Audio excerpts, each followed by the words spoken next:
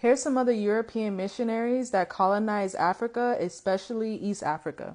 Henry Morton Stanley was a Welsh-American missionary who played a key role in the Scramble of Africa.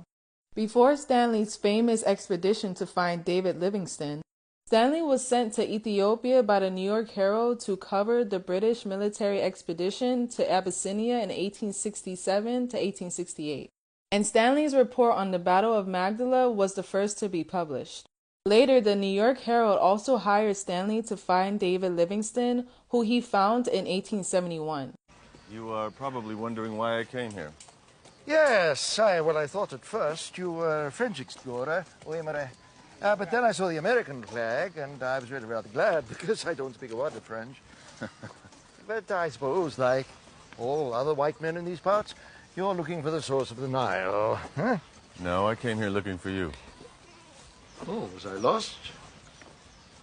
Have you ever heard of the New York Herald? Oh, who hasn't heard of that newspaper?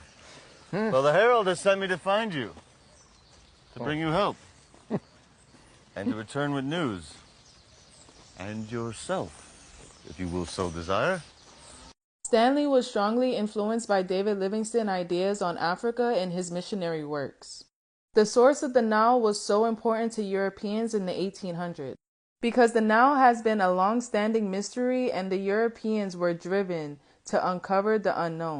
And David Livingstone pursued this journey until his death in Africa.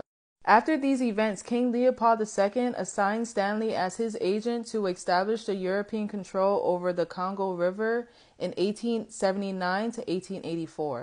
2 years later, Stanley accepted an offer to rescue Emin Pasha.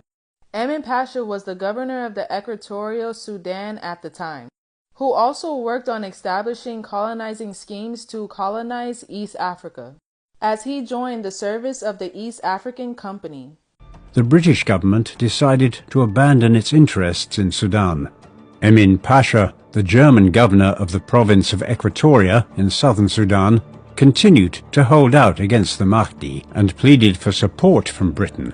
Henry Morton Stanley accepted an offer from the Scottish businessman William Mackinnon to lead an expedition for the relief of Emin Pasha, and as Stanley was still employed by Leopold, the Belgian king saw an opportunity to incorporate Equatoria into the Free State. Stanley arrived at the mouth of the Congo in March 1887. But by the time he joined up with Emin Pasha the following April, what remained of his rescue mission was in a worse state than the man he was supposed to be rescuing. Emin refused Leopold's offer to remain in Equatoria and join the Free State, and after his evacuation he instead chose to work on German schemes for the colonization of East Africa. These missionaries were taught to create colonial schemes to manipulate Africans to fall for their plan. The plan to explore and map out Africa to take control over their territories.